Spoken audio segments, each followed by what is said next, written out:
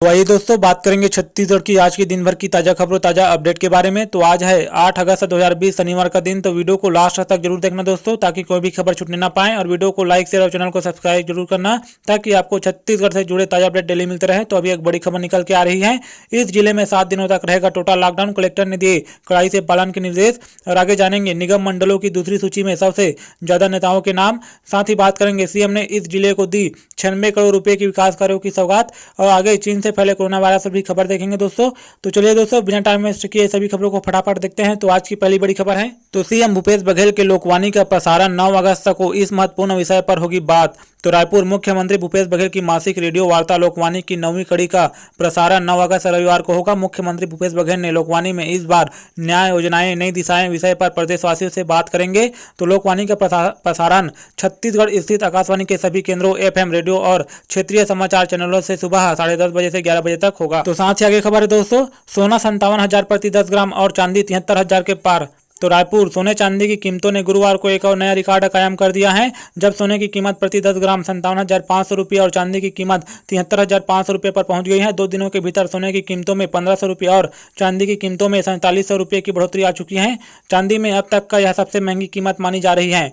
तो एक दिन पहले सोने की कीमत प्रति 10 ग्राम 56,000 रुपये और चांदी की कीमतें 68,700 रुपये पर बिकी थी। सोने चांदी की कीमतों में जबरदस्त रिटर्न का अंदाजा इसी आंकड़ों से लगाया जा सकता है कि एक साल के भीतर सोने की कीमत 25,000 रुपये से ज्यादा की बढ़ोतरी आ चुकी है। सोने चांदी में रिटर्न का नया रिकॉर्ड कायम हो चुका है। तो साथ ही आगे खबर है दोस्तों, बलौदाबाजार में कोरोना पॉजिटिव 6 माह के बच्चे की मौत। एक ही परिवार के 7 लोग पाए गए थे संक्रमित। तो बलौदाबाजार छत्तीसगढ़ में बढ़ते कोरोना संक्रमित मरीजों के बीच अब प्रदेश में मौत का भी आंकड़ा बढ़ रहा है। बलौदाबाजार में शुक्रवार को 6 माह के बच्चे की कोरोना से मौत हो गई। जानकारी के अनुसार एक ही परिवार के 7 लोग कोरोना संक्रमित पाए गए थे। वही उपचार के दौरान 6 माह के बच्चे की कोरोना से मौत हो गई। मौत की पुष्टि सीएमएचओ ने की है।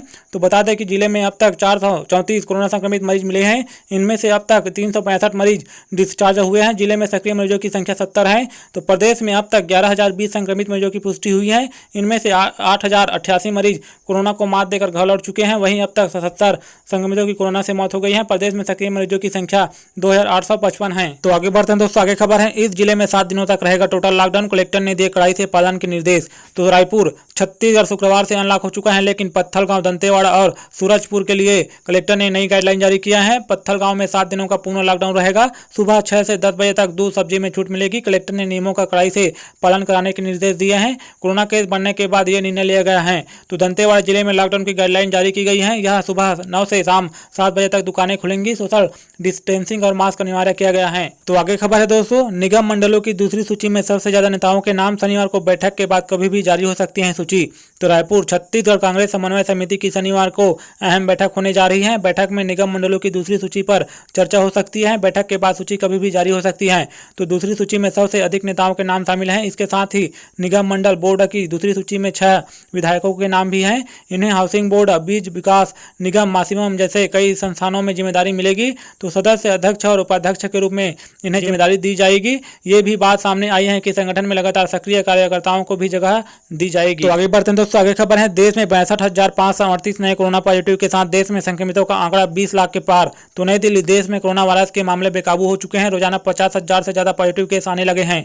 तो भारत में 62,538 नए मामलों के साथ कोरोना संक्रमण के मामले 20,27,075 हुए हैं, जिसमें से 6,07,384 सक्रिय मामले, 13,78,106 छुट्टी स्थापित और 41,585 मौतें शामिल हैं। तो साथ ही आगे खबर है दोस्तों, सीएम ने बीजापुर जिले को दी 96 करोड़ रुपए की विकास कार्यों की सौगात। तो रायपुर मुख्यमंत्री भूपेश बघेल ने शुक्रवार को ई लोकार्पण व भूमि पूजन के माध्यम से बीजापुर जिले की जनता को 96 करोड़ रुपए की लागत के 171 विकास कार्यों की सौगात दी। कार्यक्रम का आयोजन बीजापुर जिले के विकासखंड मुख्यालय भैरमगढ़ स्थित सामुदायिक स्वास्थ्य केंद्र में किया गया। मुख्यमंत्री बघेल ने अपने रायपुर स्थित निवास कार्यालय से वीडियो कॉन्फ्रेंसिंग के जरिए जुड़े। मुख्यमंत्री ने भैरमगढ़ सामुदायिक स्वास्थ्य केंद्र में नवनिर्मित ट्रामा सेंटर का ई उद्घाटन किया।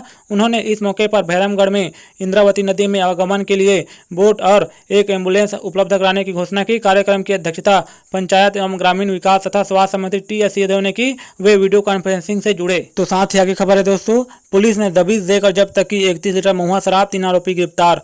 तो धमतरी जिले में अवैध मदिरा के खिलाफ लगातार कार्रवाई की जा रही है। इसी कड़ी में मगल रोड के ग्राम मंडली में बेचने की नियत से बड़े पैमाने पर कच्ची शराब बनाने की सूचना पर आबकारी टीम को मिली। इस सूचना के बाद पुलिस दल ने सुबह छापामार कार्रवाई कर 31 लीटर महुआ शराब जब्त की। पुलिस ने कमार डेरा मंडली निवासी बिहार रूपौतीन और चिंताराम से कुल 31 लीटर हाथ भट्टी महुआ शराब बरामद किया तथा मौके पर 80 किलोग्राम महुआ लहान को नष्ट किया गया। आबकारी दल द्वारा आरोपियों के खिलाफ आबकारी एक्ट के तहत अपराध दर्ज कर उन्हें जुडिशियल रिमांड पर जेल भेज दिया गया है।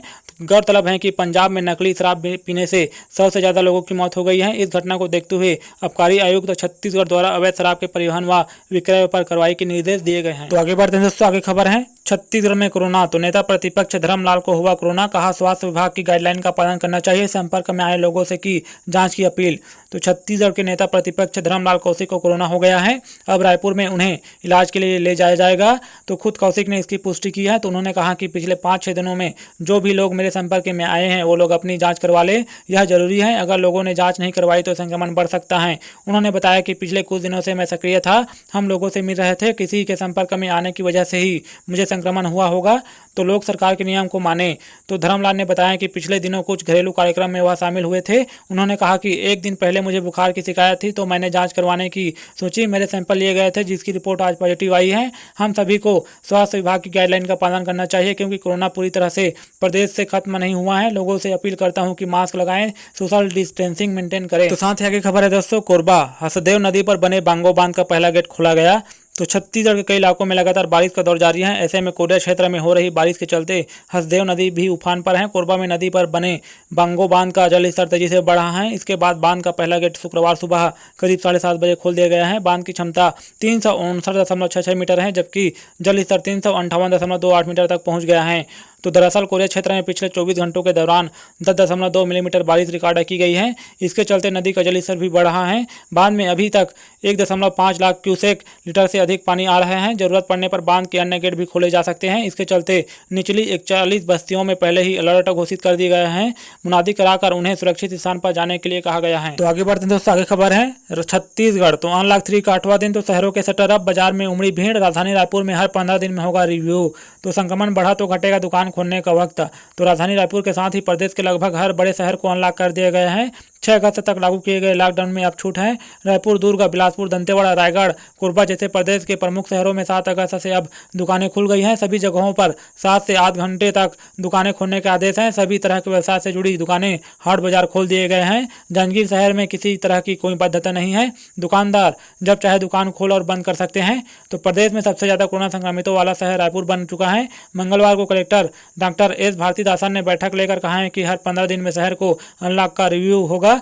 यह रिव्यू जोन स्तर पर होगा। कोरोना के प्रकरण कम होने पर दुकान खोलने एवं बंद की टाइमिंग को बढ़ाने पर विचार किया जा सकता है। अगर संक्रमण बढ़ा तो दुकानों की छूट वापसी ली जा सकती है। वरिष्ठ पुलिस अधीक्षक अजय यादव ने कहा कि ट्रैफिक नियमों का कड़ाई से पालन करवाया जाएगा। फिलहाल शाम 8 बजे तक शहर में दुकानें खुली रहेंगी। तो दुर्ग शहर में भी रायपुर की तरह ही व्यवस्था की दी गई है। तो कलेक्टर ने सभी तरह के व्यवसाय शुरू करने की अनुमति दे दी है। इसके तहत अब जिले में सुबह 5 से दोपहर 12 बजे तक सब्जी, डेयरी, चिकन, मटन दुकान और सुबह 11 से शाम 7 बजे तक किराना दुकान और सभी दुकानें खुलेंगी। इंदिरा मार्केट में शुक्रवार को कमच्छठ पूजा की तैयारी के सामान बेचती महिलाएं नजर आई। त्योहार की वजह से बाजार में चहल पहल रही। तो साथ ही आगे खबर है दोस्तों, आईपीएस अधिकारियों के तबादले। तो राजनांदगांव एसपी जितेंद्र शुक्ला हटाए गए, डी श्रवण होंगे नए एसपी। देखिए तबादला सूची। तो रायपुर, भूपेश सरकार ने पुलिस महकमे में एक बड़ा फेरबदल किया है। अचानक हुए इस फेरबदल में 2 जिलों के एसपी प्रभावित हुए हैं। राजनांदगांव एसपी जितेंद्र शुक्ला को हटाते हुए सेनानी 17वीं वाहिनी कबीरधाम भेज दिया गया है। वहीं हाल ही में मुंगेली जिले के एसपी बनाए गए डी श्रवण को राजनांदगांव भेजा गया है। तो इधर सीआईडी में बतौर एआईजी काम संभाल रहे अरविंद खुजूर को मुंगेली का नया एसपी बनाया गया है। वहीं जगदलपुर में एडिशनल एसपी संजय महादेवा को गौरेला पेंडा मरवाही एएसपी बनाकर भेजा गया है। तो साथ ही आगे खबर है दोस्तों, कोरोना संक्रमण से मरने वालों की होगी जांच। सरकार ने बनाई डेथ ऑडिट कमेटी। तो रायपुर, छत्तीसगढ़ में बढ़ते कोरोना संक्रमण और इसके बीच संक्रमण से होने वाली मौतों ने सरकार की बेचैनी बढ़ा दी है। स्वास्थ्य विभाग की परेशानी बढ़ा दी है। अब तक 77 लोग अपनी जान गंवा चुके हैं। सबसे ज़्यादा मौतें जुलाई में रिपोर्ट हुई हैं। इसलिए अब सरकार ने मौतों के पीछे की स्पष्ट वजह का पता लगाने का निर्णय लिया है, यानी सरकार ने डेथ ऑडिट का फैसला लिया है। स्वास्थ्य सचिव निहारिका बारिक ने इससे संबंधित आदेश जारी कर दिया है। तो प्रदेश में जिन 77 कोरोना संक्रमित मरीजों ने जान गंवाई है, इनमें से सिर्फ 20 ही कोरोना संक्रमित थे, जिन्हें कोरोना संक्रमित होने से पूर्व पूर्व कोई और बीमारी नहीं थी, जबकि 57 ऐसे मरीज मिले हैं जो पूर्व में किसी न किसी बीमारी से ग्रसित थे, तो इलाज के दौरान संक्रमित हुए और फिर उन्होंने दम तोड़ दिया। तो इसके लिए राज्य स्तरीय 4 सदस्य कमेटी का गठन कर दिया गया है, जिसकी अध्यक्षता रायपुर संभागीय संयुक्त संचालक डॉक्टर सुभाष पांड्या करेंगे।